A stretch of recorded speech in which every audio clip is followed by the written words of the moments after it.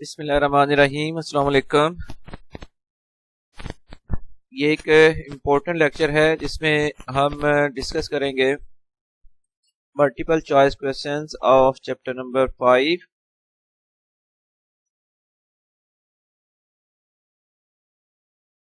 तो miscellaneous exercise 5 का question number 1 है जो कि एमसीक्यूज हैं। 4 possible answers are given for the following questions, tick mark the correct one. First MCQ है collection of well defined objects is called. तो ये सेट की डेफिनेशन है, तो इसलिए इसकी ऑप्शन आ जाएगी सी। सेकंड पॉइंट है a set Q equals to A over B such that A B elements of integers and B is not equals 0 is called a set of। Option दी गई हैं whole numbers, natural numbers, irrational numbers और rational numbers. तो ये फिर आ जाएगा rational numbers.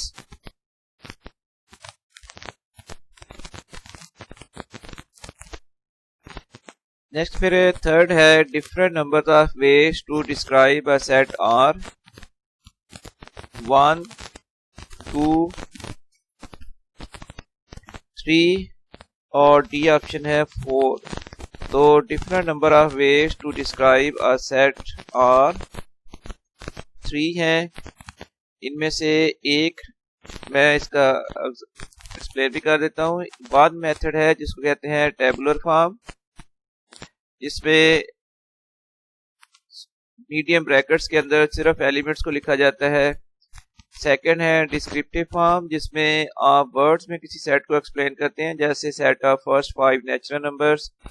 और थर्ड फॉर्म होती है सेट बिल्डर नोटेशन, जैसे ये क्यू सेट लिखा गया है सेट बिल्डर नोटेशन में, या एक ये सेट लिखा गया है जिसमें आप डिफरेंट सिंबल्स यूज करते हैं, जैसे ए ओवर बी सच दैट एक सिंबल यूज की गई है, बिलोंग्स टू सिंबल यूज की गई है, एंड की सिंबल यूज की गई है। तो ये होता है सेट बिल्डर नोटेशन। इस तरह सेट को एक्सप्लेन करने के टोटल 3 डिफरेंट मेथड्स हैं।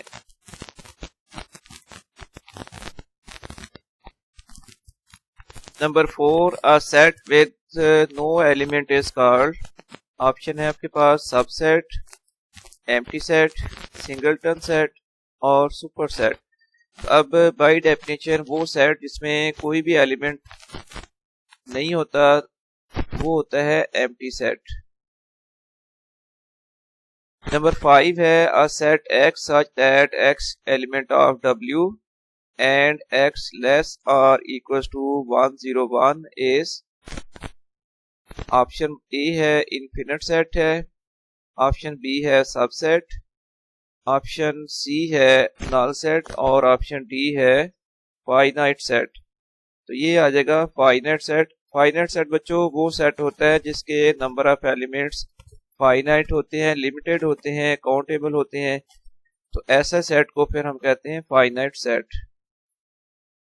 ये इस पेज पर टोटल 5 एमसीक्यू डिस्प्ले किए गए हैं। आप इसको वीडियो को रोककर इसको दोबारा गौर से पढ़ सकते हैं या इनका स्क्रीनशॉट भी आप ले सकते हो।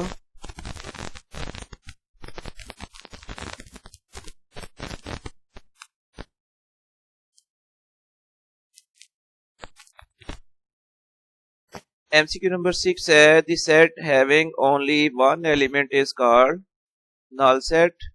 बी ऑप्शन में है पावर सेट, सी ऑप्शन है सिंगलटन सेट और डी ऑप्शन में गिवन है सबसेट।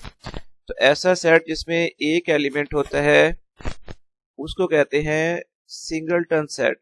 सिंगलटन सेट की डेफिनेशन है set having only one element is called a singleton set. Seventh है power set of any empty set is. A option है 5 set, B option है ए, सी option है 5 and A and D option है 5 brackets में लिखा गया है। बच्चों पावर सेट की मैं आपको पहले डिफाइन कर दूं, अपना कॉन्सेप्ट क्लियर करें। पावर सेट होता है set of all the subsets of a given set is called power set. मैं और एग्जांपल देता हूं आपको। अगर ये सेट ए लिखा गया है, आप इसके तमाम सबसेट्स लिख लें। जब तमाम सबसेट्स लिख लोगे तो उन तमाम सबसेट्स का फिर जो सेट बना लें आप, वो हो जाएगा पावर सेट ऑफ सेट ए। तो पावर सेट क्या होता है? Power set of a given set is set of all the subsets of a given set. अब देखो गिवन सेट हमें एम्प्टी सेट दिया गया है। एम्प्टी सेट का सबसेट होगा खुद एम्प्टी सेट, और ये जो एम्प्टी सेट है इसका फिर आप सब सेट बना लें, ये बन जाएगा सेट ऑफ सबसेट। तो सेट ऑफ सबसेट जो होगा that is called the power set.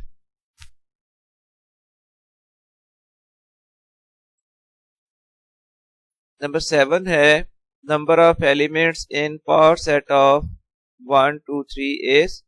ये गिवन सेट है और गौर करें कि इस सेट के अंदर नंबर ऑफ एलिमेंट्स गिवन है 3।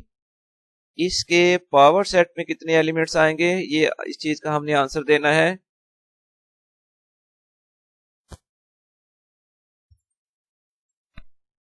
ऑप्शन दिए गए हैं 4 एलिमेंट्स हैं, 6 हैं, 8 है या 9 है। अच्छा सेट ए है, मैं इसको सॉल्व करके आपको दिखाता हूँ। सेट ए है 1 2 3। आप काउंट करें कि इसके नंबर ऑफ एलिमेंट्स क्या है। Number of elements in set ए, अगर इसको n से लिख लें तो ये है 3, 1 2 और ये थर्ड एलिमेंट।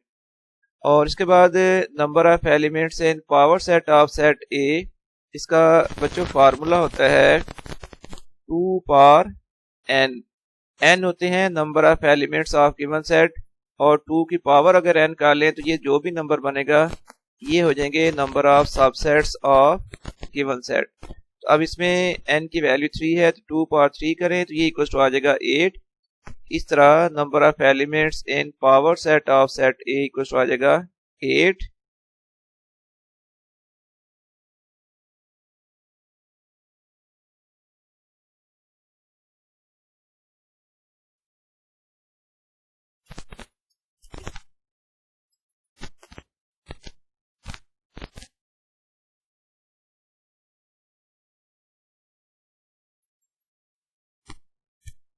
नेक्स्ट फिर एमसीक्यू नंबर अब हम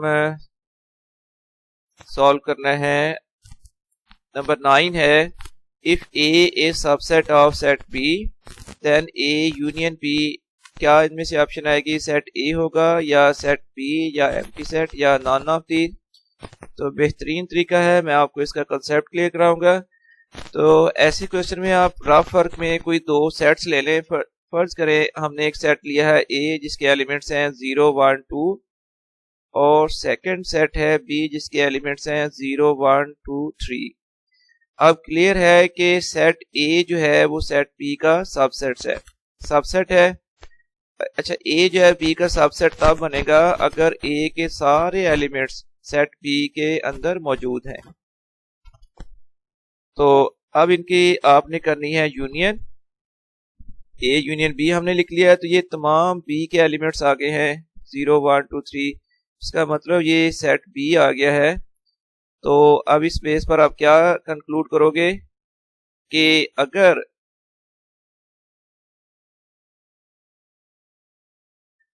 ए जो है वो बी का सबसेट हो और आप ए यूनियन बी फाइंड करो, तो फिर लाजमी सेट बी ही इसका आंसर आएगा।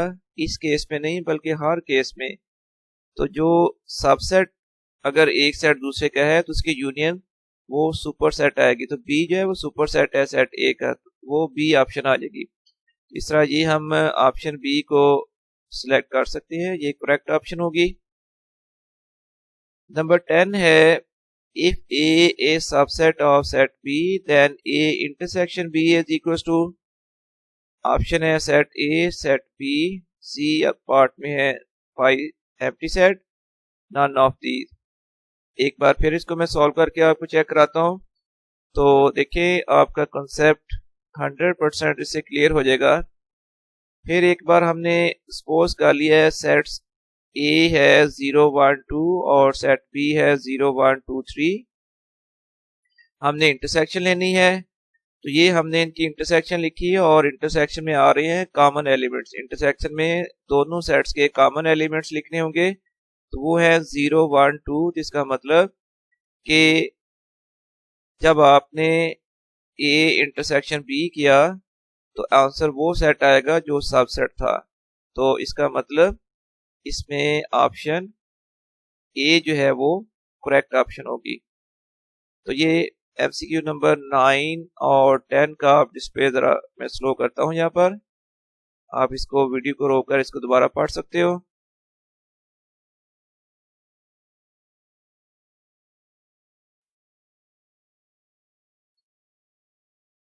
एमसीक्यू नंबर 11 है, if A is subset of B then A minus B is equal to. Option A में दिया हुआ है सेट ए, ऑप्शन बी में है सेट बी, ऑप्शन सी में है 5 और ऑप्शन डी में है बी माइनस ए। एक बार फिर इसको सॉल्व करके अपना कॉन्सेप्ट क्लियर कर लेते हैं। तो let set A equal to 0 1 2, B equal to 0 1 2 3। और ये स्टूडेंट्स ये कोई ज़रूरी नहीं है कि आप यही सेट्स लें। अकॉर्डिंग टू गिवन कंडीशन आप सिलेक्ट सेट कोई भी सिलेक्ट कर लें कि पहला ए सेट जो है वो बी का सब सेट हो जाए। अब आपने ए माइनस बी करना है, ए और बी का डिफरेंस लेना है। तो ये हमने इसको डिफरेंस लिख लिया और ये याद रखिए कि जब ए माइनस बी किया जाएगा तो आंसर में वो एलिमेंट्स आने होते हैं सेट ए के, वो एलिमेंट्स जो बी में मौजूद ना हो। दोबारा सुन ले, इस आंसर में सेट ए के वो एलिमेंट्स आएंगे जो बी में मौजूद ना हो। 0 भी मौजूद है, ये आंसर में नहीं आएगा। 1 भी मौजूद है सेकंड सेट में, ये भी नहीं आएगा। और एलिमेंट 2 भी सेकंड एलिमेंट में सेट में मौजूद है, ये भी आंसर में नहीं आएगा। इस तरह आंसर जो आ गया है वो एम्प्टी सेट आ गया है, जिसको 5 सिंबल से लिख लें या एम्प्टी ब्रैकेट्स लिख लें। तो ये फिर ऑप्शन सी जो है ये करेक्ट हो जाएगी।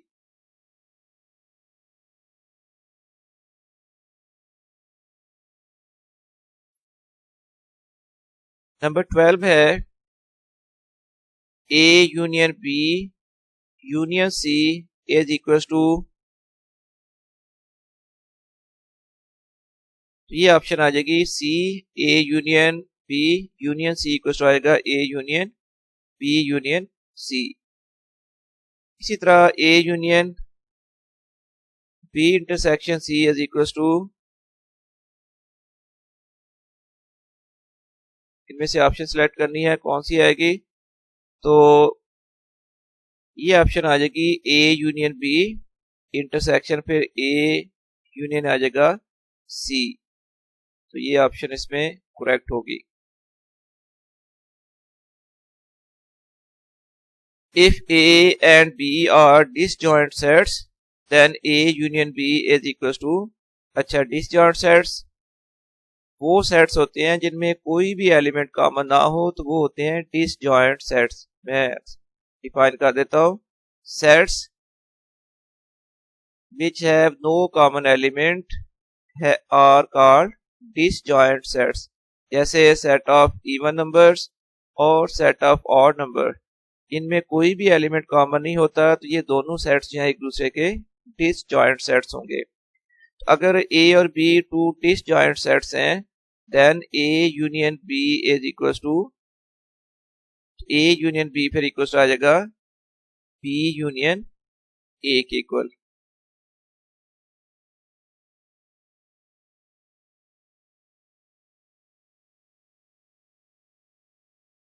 नंबर 15 है, इफ नंबर ऑफ एलिमेंट्स। ये सॉल्व करना पड़ेगा 14 तक। आप इसको गौर से देख लें एक बार।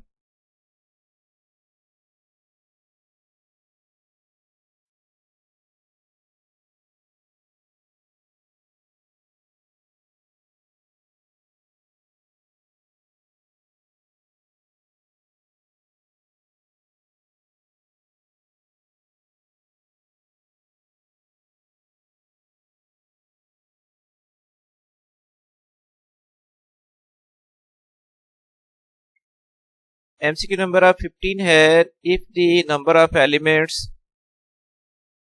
in set A is 3 and in set B is 4, then number of elements in A cross B is equals to 3, option B में लिखा हुआ है 4, ऑप्शन सी है 12 और ऑप्शन डी है 7। तो देखिए मैं इसको सॉल्व करके आपको बता देता हूँ, कंसेप्ट क्लियर कर लें अपना।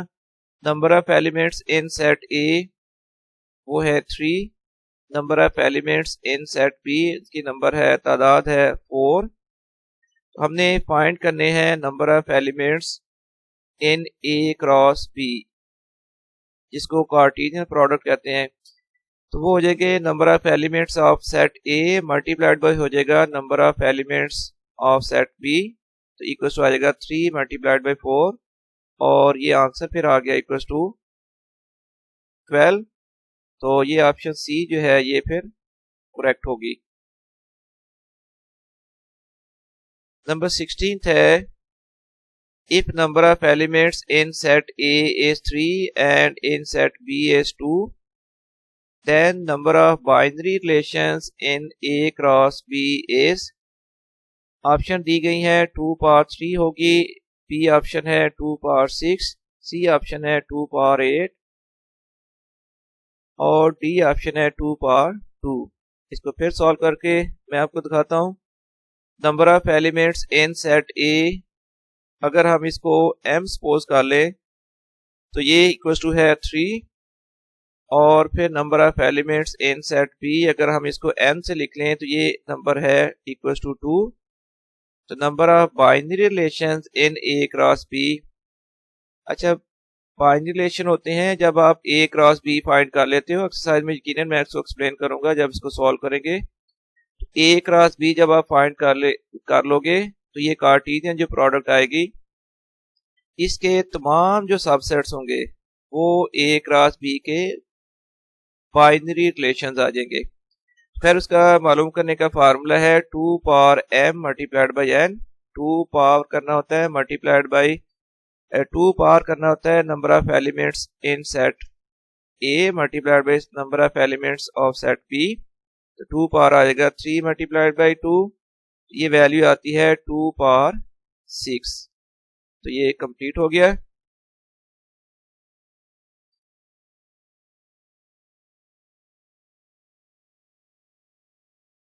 एक बार आप इसको फिर से देख लें,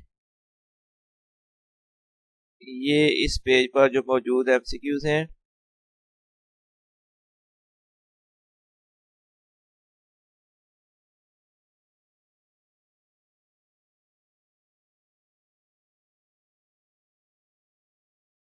एमसीक्यू नंबर 17 है, the domain of R equals to 0 2 2 3 3 3 3 4, ये एक बाइनरी रिलेशन गिवन है। तो क्वेश्चन हमसे कहा गया है कि इसकी डोमेन क्या होगी। तो सबसे पहले तो ये सीखा जाए कि डोमेन किस चीज को कहते हैं। ये देखिए इसको मैं सॉल्व कर रहा हूँ। यहाँ पर डोमेन को डिफाइन करेंगे। Domain is the set of all the first elements of ordered pairs of a binary relation. बच्चों ये गिवन जो है ये एक बाइनरी रिलेशन है, इसके ये ऑर्डर पेयर्स हैं 0 2 2 3 3 3 और 3 4। इन तमाम ऑर्डर पेयर्स के फर्स्ट एलिमेंट्स का अगर सेट आप बना लेते हैं तो वो होती है domain of the binary relation, जिसको DOM से लिखा जाएगा। तो ये बाइनरी रिलेशन है और उसकी डोमेन हो जाएगी 0 2 3। तो 0 2 3 ये ऑप्शन बी जो है ये करेक्ट ऑप्शन होगी। 18th है, range of binary relation R equals to given है 1 3 2 2 3 1 4 4 is।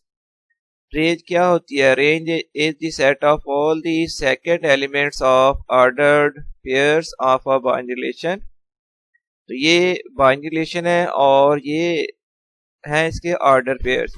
इन ऑर्डर पेयर के सेकंड एलिमेंट्स का जो सेट बनेगा वो हो जाएगी रेंज।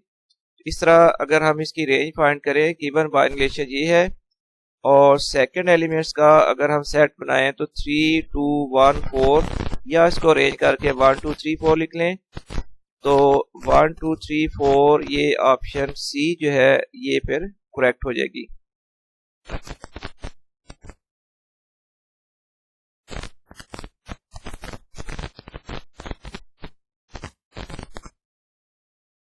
इस पेज पर जो मौजूद MCQs हैं इसको आप दोबारा से देख ले।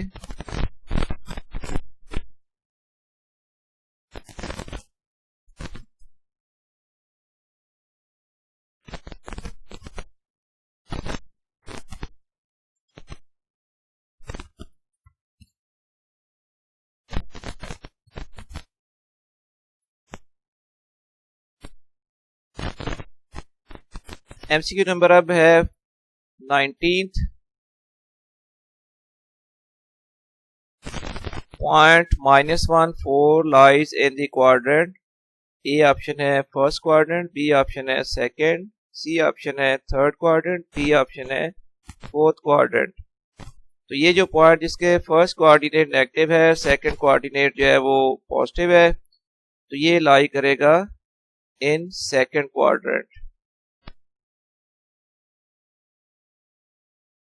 इसके बाद 20th MCQ है the relation 1 2 2 3 3 3 3 4 is onto function, into function, not a function और 1 1 फंक्शन।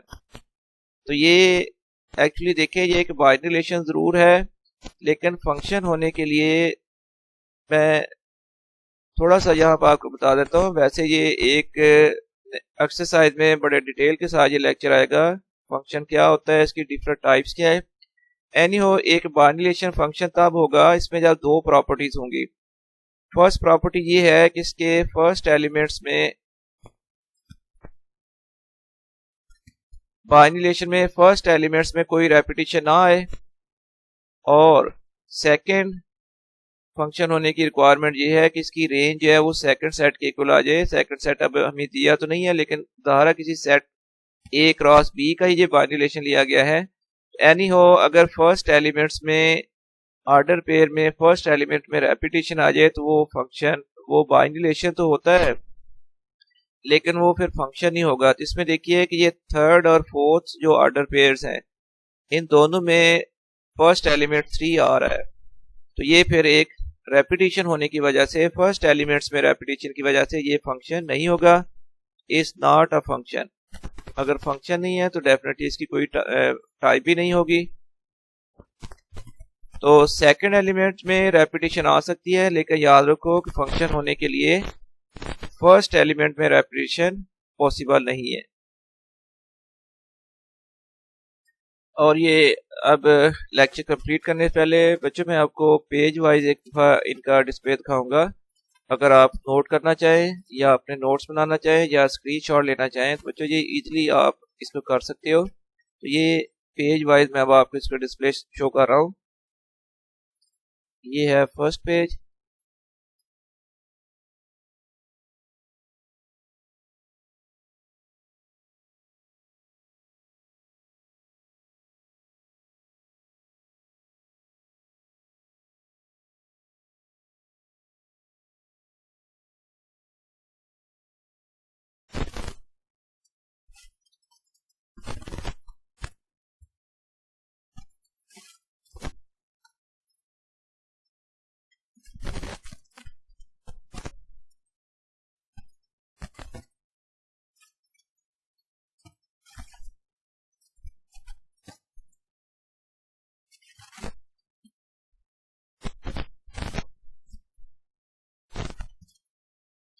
और इसके साथ ही अब ये लेक्चर कंप्लीट होता है। मैं आपसे इजाज़त चाहूँगा इस दुआ के साथ कि आप खुश रहें, अपनी तालीम को जारी रखें, अल्लाह ताला आपको कामयाब करे। खुदा हाफिज़।